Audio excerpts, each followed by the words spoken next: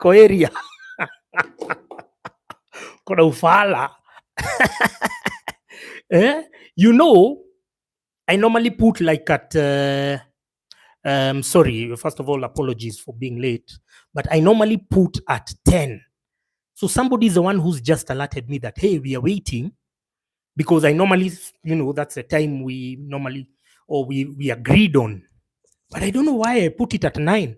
I think I confused. I pressed the wrong button, but better late than never. Kama kawa, kama dawa, tuweke mahali mko. Niambieni mahali mko. Drop your location sana sana location. Weka location ili tujue situation. Situation. Let's go.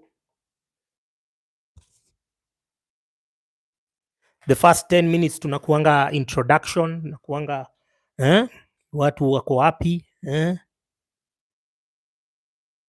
First 10 minutes Vienna. Tiswali anasema uongo mingi kama za poli. I tell you, I don't know how I did it, man. I don't know how I did it. Usifikiri ati kuna kitu ya maana nilikuwa nafanya. I was just on Twitter. I was just on Twitter. My take on KCPE and KCSE fraud is that Kenya is gangsters' paradise. And this shit has been happening ever since. It's only that now, sorry, I'll get on New Year's resolution. Sorry, I just need to put my laptop over here.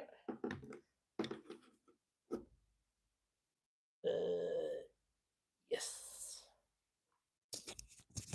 Can you hear me? Alpha Clinchy tuned in. Wycliffe Mumo, Mogadishu, karibu sana. 2020. New Jersey, Valley, locked in. Kama kawa, kama dawa, karibu sana.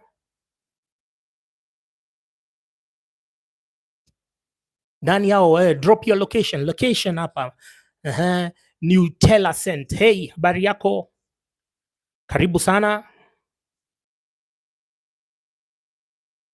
Karibuni sana. Drop your location. Tunataka tujue the first 10 minutes tunakuanga hapa mtu tujue location ili sasa tujue vile content itaenda. Haya, Bernard Kiilu wako hapo. Huyo Queen Sheila from Edin Turkey. Pleasure. Delhi LA, Eric Pundo. Karibuni sana. We love you all, watu wa diaspora kila mahali. Tunawapenda. Wow. Izmir Mawama, huyu hakosangi kwa live zangu. Bernard Kilu ako Qatar. Brian Machiavelli ako Narok. Kuna ile mkahawa Worcester, Massachusetts. Karibu sana. Wiseman Alex ako Meru. Kasarani Hunters Musomolo Explode. Manhattan, New York, Alex. I'm playing in the background as you work from home. Thanks, man. Honest Opinions, Thika President. Itao inanibo hii ya Thika. Odhero, JK Kenya. Juja, I am Exchequer. Ko Juja ndiyo nasikia ground zero ya mascammers wote wa IT. Nasikianga Juja watu wote wenye wanafanyanga fraud na scam wote wako Juja. Hiyo bado ni employment. Blue muona mbali. Karibu sana. Hujasema kule huko. Saa hii ni wakati wa mseme mtu mahali yako. Kenyatta Road, Eric Mushira. Haina spotted around here yesterday. Nikumbusho unitumie kwa DM. North Carolina, Patricia Wamboi. Rahim Tula Omar, hakosangi, yako Essex UK. Huyo hakosangi kuwa online. Boys wangu wa nini? Watu wa nini? Denmark, sijaona mtu. Nakuru Kiamunyi. Ngong ni Matasi ama ni wapi? Toronto, Blue muona mbali yako Toronto. Juja wanaosha watu online. Juja, mimi naambia watu, ukisikia mtu akikwambia ni wa Juja, uko mkapewa ile internet ya Elon Musk, Mike check Toronto, Canada. Mkapewa ile internet ya Elon Musk ile ya 300 Mbps, mnaweza osha dunia nzima watu wa Juja. I swear. Ruai, Dominic Abuga ako Ruai, asante sana. Relax Music uko Thika, mtaa inakufa polepole kwa sababu ya ufala. Hit like mazee, hit like tukue watu so moja hapa, tuanze teketeke. Eric Mushira, hit like hapo. Starlink internet for Juja, hiyo ndio tunataka. Watu wa share live haraka haraka ili tuanziange mapema, ndio best. Naangalia nilikuwa nimeweka tweet fulani, my friend, imezua rabsha, imezua ngori. Sijui kama mko Twitter muione. Sijui kama mko Twitter.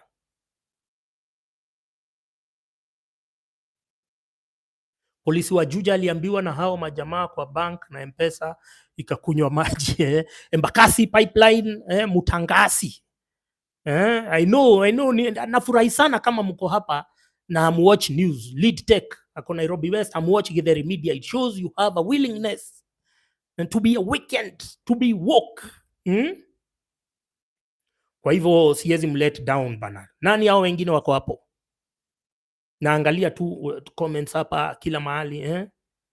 We are managing this thing as kila nakwambia kuko na rabsha. Mtu aliuzia mzungu furniture na ako Juja. Juja ndio ground zero ya scammers wote. Mimi nakwambia. You know, the more the media died kitambo, Evans Gare anasema hivyo. You know, the government is not creating jobs. Na sasa when there is a proliferation of scammers, ndio wa kwanza kuleta ngori. You see the contradiction. They are not able to create jobs when guys now use unconventional means. Sasa wanaanguka huko. Sasa nasikianga huko mapolisi wamejaa kila mahali because huko ndio credit card, huko ndio nini, huko ndio simu zinafanywa nini sasa. But create jobs. Guys will not do this nonsense. Create the jobs. Kini saa zote niliona leo polisi DCI wamejaza kwa Twitter, wameshika tu vijana tu wengine tulikuwa tumeiba simu. Wanaenda haraka sana, anything youth related they move very fast. Lakini ask them to arrest corrupt politicians, watu wenye wameiba pesa. Hiyo hapo ndio, that's where they draw the line. Nonsense. The statement Niko Juja is a crime by itself.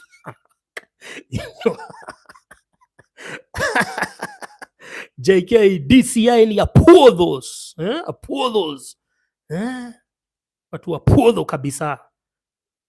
Saa zenye ati juu tu vijana tumetoka hapo TikTok nini. Sasa hiyo they move with speed, lakini politician akiiba hapo ndio they draw the line. Roiro KU, asante sana Dark Angels, tulikuwa na wewe jana hata juzi. Nyinyi wenye mnakuja daily, nyinyi ndio mnani motivate, mnani encourage. Mnanipa roho ya ku turn up. Evans Ngare, haya mumemaliza na ebu hitini like bana. Naona only 30 likes. Hii like zikiingia so moja na watu so moja, sasa tuko busy. Dubai, Nicholas Nathan, asante sana. Niliona Ruto alitoka India, badala ya kuja direct Kanairo akasimama hapo Dubai airport akakaa kama 3 hours. Sijui kama uliona kwa flight radar. Watu wanasema ni do alikuwa anarusha pale kwa nini? Kwa Muarabure. Alikuwa anarusha kwa na bank. Sijui kama uliona hiyo flight radar itinerary. Asanteni sana wenye wanaingia, karibuni sana. Hit like, share news new puzi. There is a controversial politician who is back to the Ruto. Si mbaya, ni wale wamemzuka ndio wambaya. Mwai Kairo ni aje, locked from Mwai Kario ako Kamulu. Asante sana. Kamulu kuko aje? Naona hiyo place ina grow, hiyo place iko na potential. Ni watu wa wajiwangi. Kamulu iko na potential sana. JK Kenya, huko alikuwa amekuja hii dola itafika so 2. Wewe si unajua wewe, tuko wale watu tulielect huko Wasenge, watu Mbwakni. Sasa kidogo.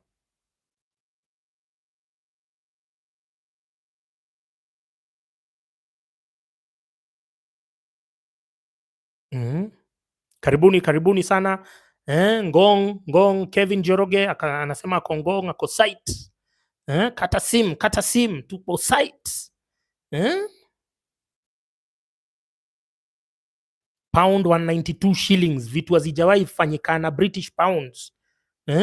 Sasa tulikuwa sijui kama ulienda Twitter ukaona tweet fulani nilikuwa nimeweka last ni Monday tu mazee, ninaona hiyo tweet imekula kama nini, imekula kama 600,000 views.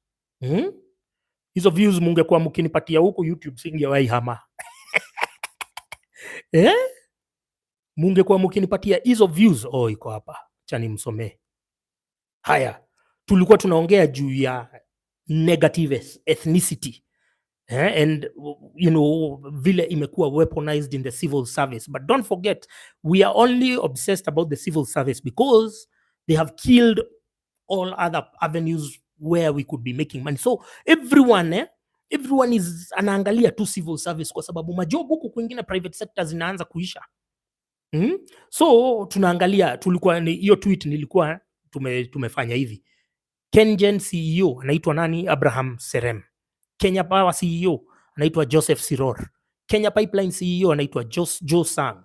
Energy Petroleum Regulatory Authority Daniel Kipto. Ketraco Company Secretary Lydia CTNA. Kenya Ports Authority CEO William Ruto. Kemri CEO Elijah Songok. Kenya Cooperative Creamery CEO Nixon Sigei.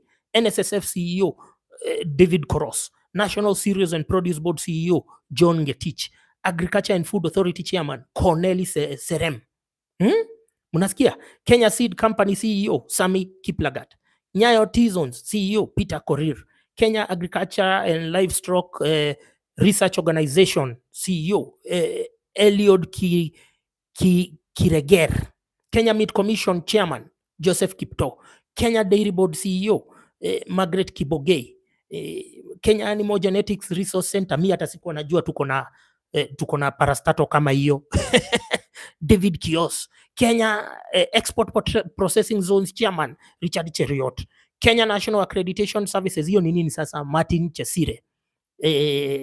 Special Economic Zone CEO Kenneth Chelule. Insurance Regulatory Authority CEO Godfrey Kiptum. Kenya Deposit Insurance Corporation KDIC CEO Helen Chepkwoni. Privatization Commission CEO Joseph Keskei. Evelyn Director General of Immigration Evelyn Cheluget. Na ujue immigration hiyo department ndio imesumbua watu hapa kupata mapassport. So there is a connection between negative ethnicity and corruption, poor service delivery. You understand? Kuna kitu, because if there is any department yenye imesumbua watu ni hiyo ya immigration. All the complaints mi siku hizi napata ni passport. Nili apply passport January, mpaka msee anakutumia ile slip unapewa. Mtu uli apply January na bado hujapata passport leo. It's crazy, man. Haya, tulikuwa tumefika immigration. Haya, Kenya Space Agency CEO Hilary Kipkosgei. Kenya Post Office Savings Bank Chairman Sarah Serem. Kenya Water Towers Agency CEO Julius Tanui. Kenya Forestry Research Institute KEFRI CEO Joshua Cheboyo. Tourism Regulatory Authority CEO Norbert Talam. North Rift Waterworks Development Agency CEO Edwin Cheriot Rotich. National Employment Authority Chairman Vincent Kigen. National Employment Authority, mnakumbuka hii ni ile parastato ilitengenezwa na Sakaja, Johnson Sakaja. He created a parastatal to create jobs. I mean, how stupid is this guy? You're supposed, Rahim Tula Omar, the one who is in Essex, says he applied for his passport in April and got it in September. It's crazy, man. So how do you create a parastatal to create jobs? Don't you create a conducive environment which will in turn trigger or inspire or spur investment that will ultimately create new jobs and opportunities. This is a stupid people called Sakaja you guys elected. Mulikuwa mnamuelect mkifikiria nini? Because he's a smooth guy, because he has a fake British accent. Saa zingine mnakuanga wafala.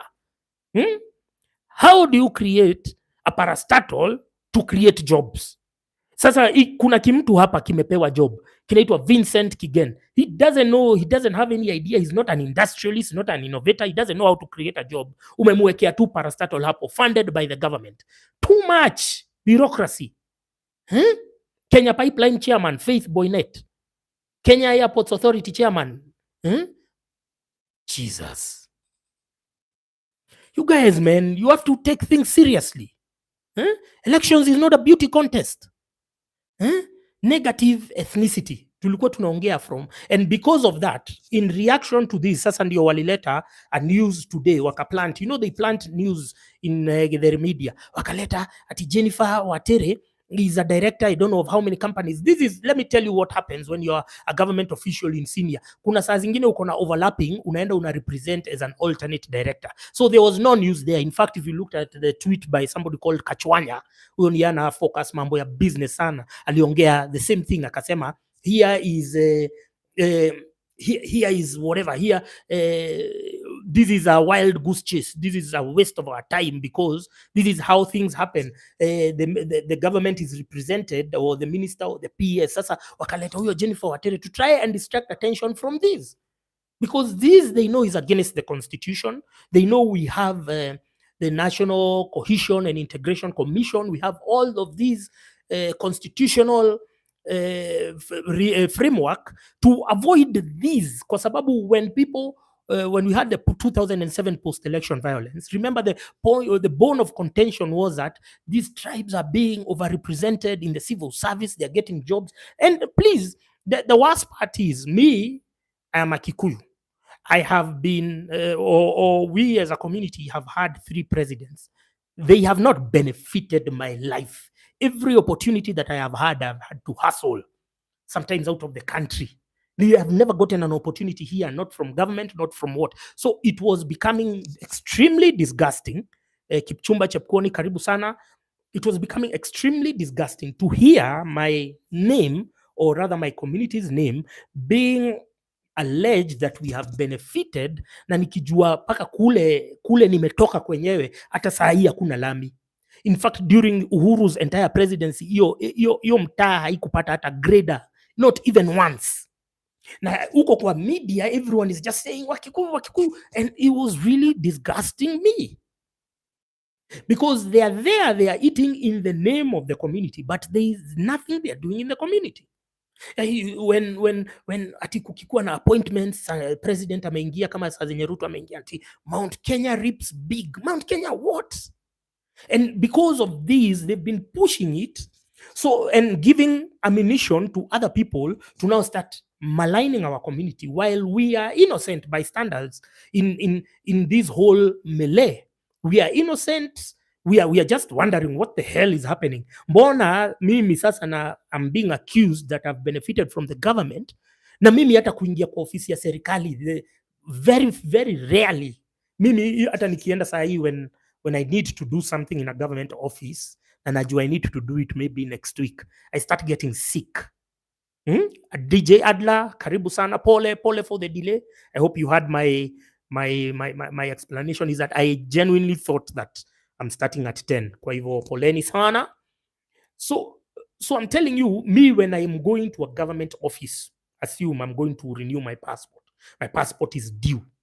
I start getting sick because I don't want to see these government people. Sitaki kuona hawa watu kwa maofisi wanakuanga na kiburi. Au mama wengine wanono wanakula machips hapo, wanakuambia enda pale kwa ile ofisi, enda pale.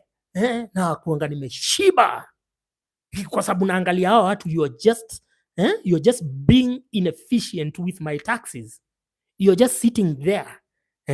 So every time, and the politicians of the Mount Kenya region, they love it very much because they steal in our name. They steal in our name, and they try and project that they are like we've really worked hard this year to ensure that us as a community, we are not intertwined with Rigiji and Moses Kuria. If you remember the first 4 months before I started doing my TikTok, I genuinely believe my TikToks are the ones which have changed that whole perception. Because every time Moses Kuria used to tweet, na hiyo tweet inaingia Kenyans, inaingia Tuko, inaingia Githeri Media, everyone used to think that the entire mountain is behind them. And that was the perception that they have been using to access power, to access proximity to the national cake, but not for us, for themselves. And so every time I was getting sick because guys were saying, you guys are just there, Mount Kenya people, ni nyinyi mmeshikilia Ruto. Me, I didn't vote for that guy. I didn't even vote for him. Yeah? I didn't even vote for that nigger. So, well, why are you trying to imply that just because the name Mount Kenya, if you look at even the people who turned up to vote, and I've repeated this time and time again, there's nobody who can claim President William Ruto is the president of the minority via manufactured consent, and the numbers are there. The numbers of people who boycotted the elections, boycotted registration as voters, and the ones who voted for opposition, they are in they are way much more than what Ruto got. So he's just the president of the minority via manufactured consent, if we go by the numbers. So for you to imply that this community is behind them, that's a lie. So me as a Mount Kenya person, these guys are eating in my name. Everywhere I'm going, I'm being profiled. That story, I'm saying no. We need now to analyze, now to know, now to draw a line, because they cannot be using the same talking points, the same narrative, the same propaganda that was being used in the Moi era, and now they are using it today, and you're still taking the bait. You understand? So even these lists, even though you see there are 40 people or 30 people who are hailing from one community or one region, I know very well I will never stand here and project my fellow brother or sister because they are Kalenjin, because I know these guys are not sharing their spoils with their community. These guys are probably not even hooking up their own family members, let alone their community. You see, they are not even probably hooking them. They are just eating primitive accumulation. Pesa iko kwa bank, wajenge maflats, wafanye nini, pesa ingine wafiche Dubai, wafiche wapi. So it would be folly of me now ati sasa nianze nikipatana na everyone Mukalenjini yote ati nianze kumwambia wewe ni nyinyi. I know these bastards are not sharing their spoils with their community. This guy we were talking about, the most corrupt bastard in the history of Kenya, Nicholas Biwott. Nicholas Biwott comes from Kerio South or Keio South. That's the Keio Valley where they mine fluorspar. Did he help? Did he hook up his people there? No, the highest rates of poverty are in that area. So this list for me, I see it as, and even, because I am now very, very well, connected with the news. There are so many platforms, you move from TikTok and whatever, and I can see people in I did my attachment in the Ministry of Foreign Affairs before coming here. Most of the days I did nothing here. So most of what can I say? We are so connected, and I can see people in Rift Valley. I can feel them. I can feel their pain. I know we are all suffering together. So it would be folly of me to even open my mouth and say, and just even on a WhatsApp group, because I used to get that all the time. And that time it's Uhuru who has stolen that money, and we are talking about trillions. But Uhuru has stolen in our name. That's why he's still wound up. He's still in denial that Mount Kenya said no to him, because that was his only leverage when he's at the table. When he's going out there, he's saying this community, it is so important even internationally for him to identify and for him to project the idealization that maybe this community, I am the one who controls them. I am their kingpin. And so Rigiji now comes there and he says, I'm the kingpin. I'm the kingpin. He sends this girl who created his nickname. She's called Ivy Chelimo. She puts Mount Kenya King. Why do people think we are subjects? Why do people want to assume that we are subjects? We are not people subjects. We are voters like every other. We have our leadership structure. We have MCA, we have MPs, we have senators. So for someone to have the audacity to claim that he's my king, would he be my king? Am I, this is not a monarchy. Why do you? I only hear this idealization or this rationalization of having a king. I only hear it when it's from a Mount Kenya context. I've never had a kingpin from Mombasa. I never had a kingpin from who. I've never had the media pushing the narrative of a kingpin in other places. So why should we be the guinea pigs? Why should we be the testing ground for some of these narratives? For some, we are constantly, on the edge. We have to be kept in a cycle of anxiety by the media, by who, because of their, inherent stupidity. And it was so subtle because, listen, it was us who, for this government to find some sort of legitimacy, they needed, over and above their strongholds, they needed another big community like Mount Kenya to now, project and say whatnot. And so it was so important for us to be constantly bombarded with this negative messaging. It was important. We had to be bombarded every day. I tried to draw parallels because if you remember, there was deliberate moves which were meant to associate Mount Kenya with this regime, and it was not directly. It was subtle. Like now, when they would arrest Babu Owino, they arrest him at JKIA. They drive him all the way to Mwea in Kirinyaga. They push him all the way to Mwea in Kirinyaga, and you wonder, why did you not take him to Rift Valley? Because they want, in the event that there is a fallout, you see, this is how ethnic balkanization happens. In case there is a fallout, in case there is a fallout and everything, that there is drama or there is some sort of ethnic animosity, they want us to bear that baggage. So why do you remove somebody from Nairobi and take them to Mwea? Because there was an attempt to deliberately identify the ills of this government to us or to the people of Mount Kenya as now we are the ones who are rubber stamping. We are the ones who are validating. We are behind them, come what may. And then there is this guy, the ICC prosecutor. He's called who? Karim Khan. Karim Khan lands in Nairobi. Is supposed to be awarded a doctorate by a university. Which university? Just so happens to be Mount Kenya University. Why not Moi University? Why not Nairobi University? Why not the one in Eldoret? Because there was a deliberate attempt to just try and, associate us with the regime as much as possible.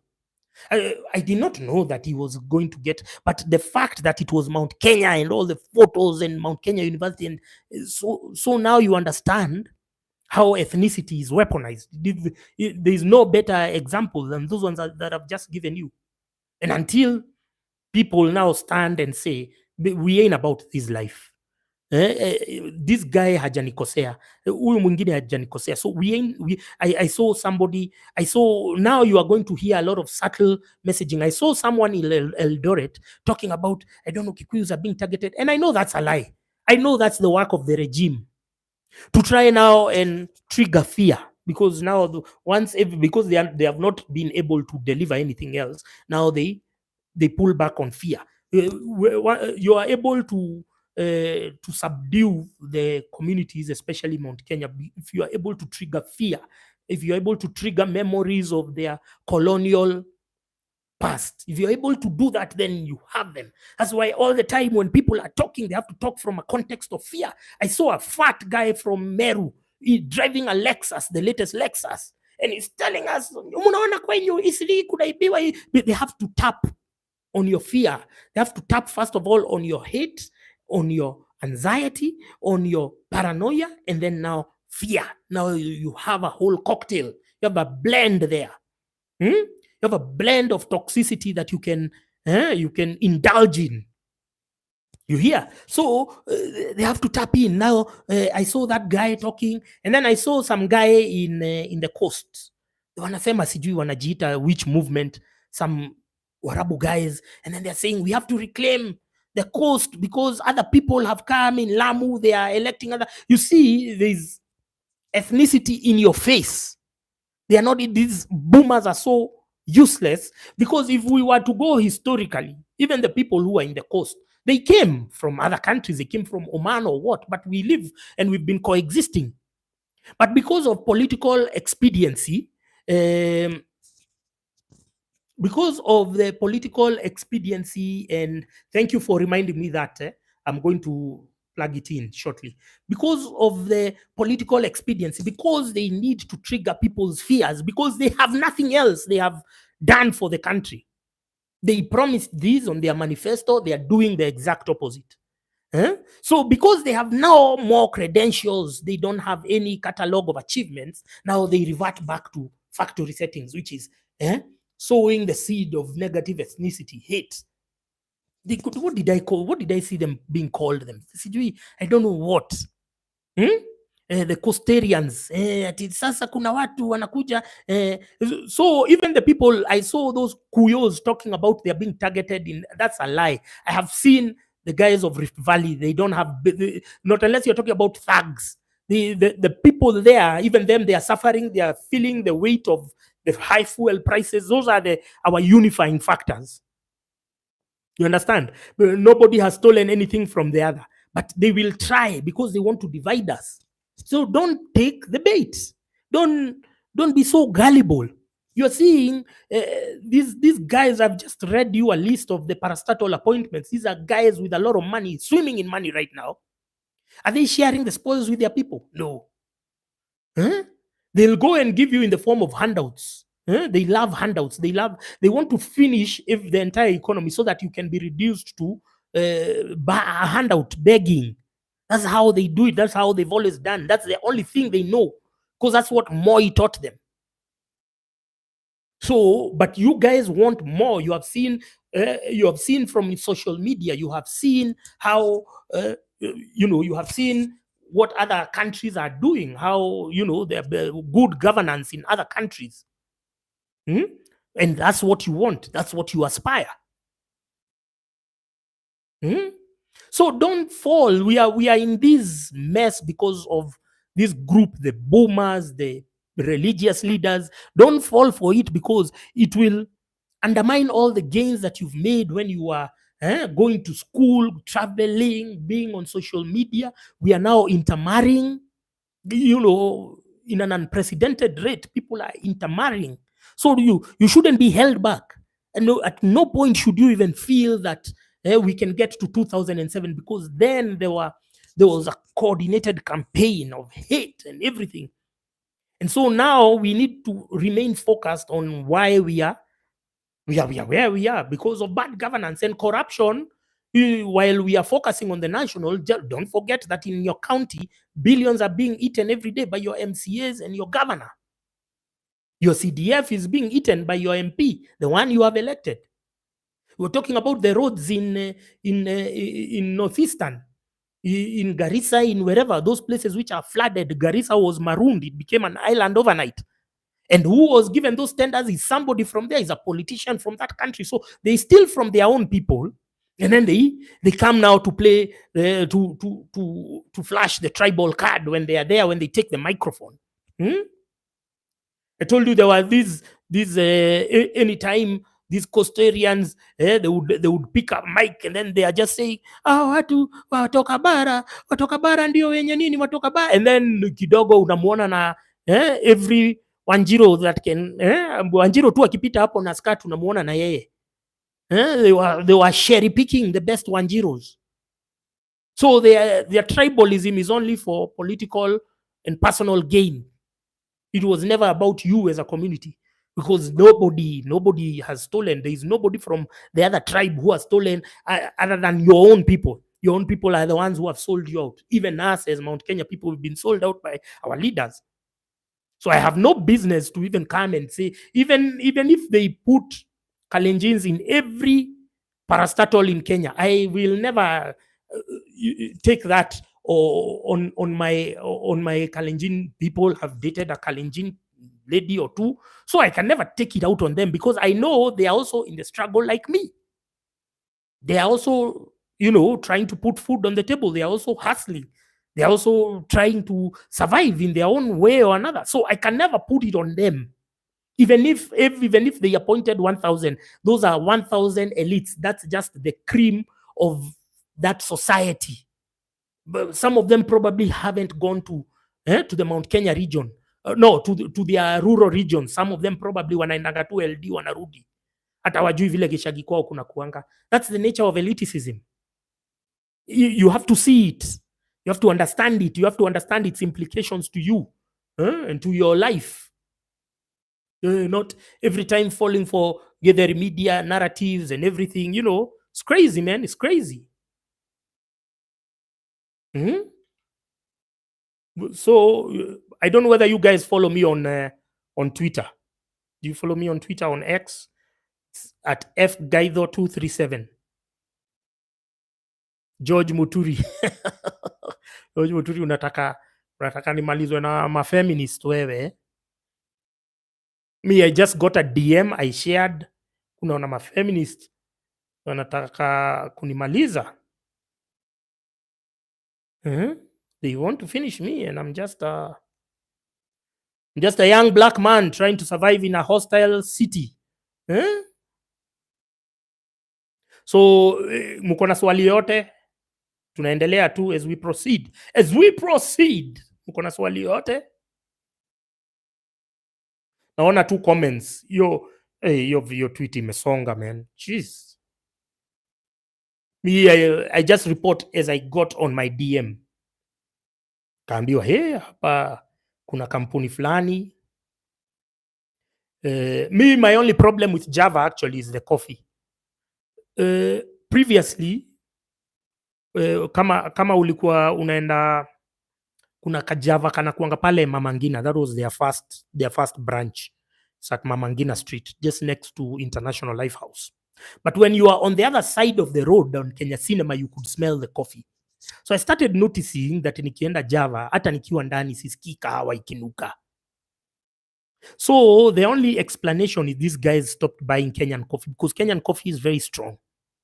That is the only thing I would have an issue with. Is that but hizi mambo zingine, I'd like to know whether there is nepotism. I think nepotism, those are the things we should, tribalism, those are the things that we should do. Humble hustle. Mombasa mko locked. Asante sana. Sijui kama nimeingia mapema sana, nimeona my usual suspects hawako online. My usual people.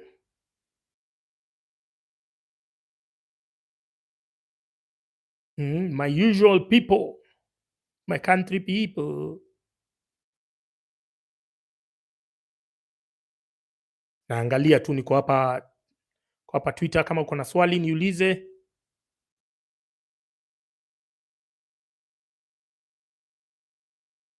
Na leo mumenyonga do, my friend.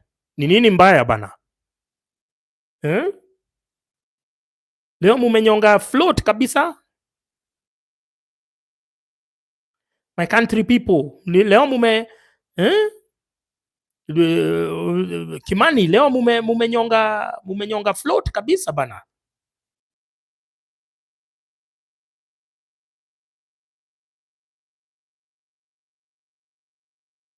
My country people.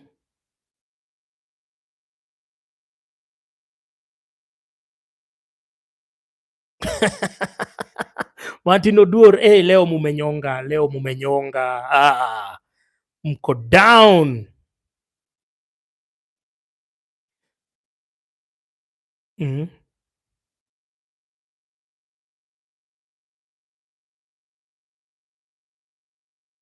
Hii tweet ya nini imeleta ngori hii ya Java.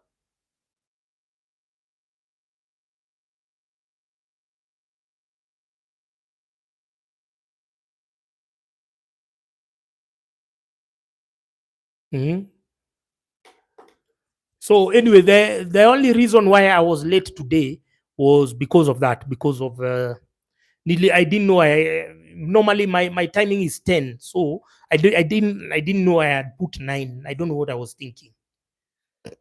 DJ Adla, asante sana, thank you for the follow. Thank you for the follow. Leo nimeshinda nikiona Anne Waiguru ana trend, nikauliza why is she trending? Has she opened a referral hospital in Kirogoya? Has she opened a teaching, angekuwa amefungua Kirogoya Teaching and Referral Hospital? That's why somebody should be trending. We shouldn't be trending for hot air. Ati naona mtu anaitwa congrats Amina Mohamed. Why is she being congratulated? What did she do? Alitoka huko after being appointed for 3 or 4 years. Aliacha kama bado tuko banned, our stadiums are banned, we cannot host senior qualifier matches, we cannot host our own matches in this country. Matches zetu zinachezwa away. Why are we congratulating her for what achievements?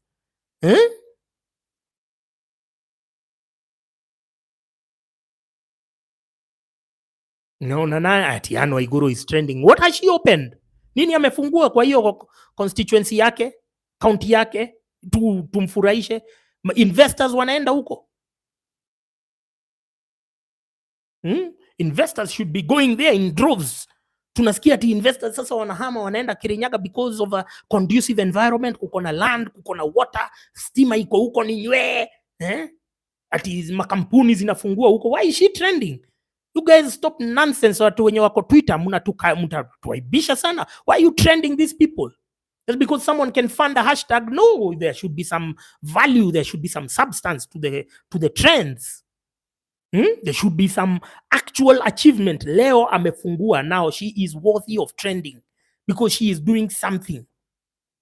Huyu mwingine anaitwa Amina Mohamed anacongratulatiwa nini? Kukula pesa 5 billion in the name of stadium renovations and build and construction. She didn't finish anything. Stadium ya Wote, stadium ingine Rift Valley sijui wapi, hakuna kitu amefanya. Why is she trending?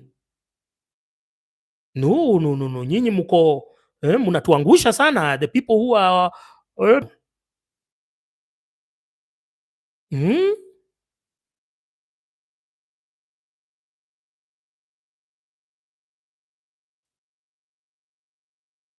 mko down sana.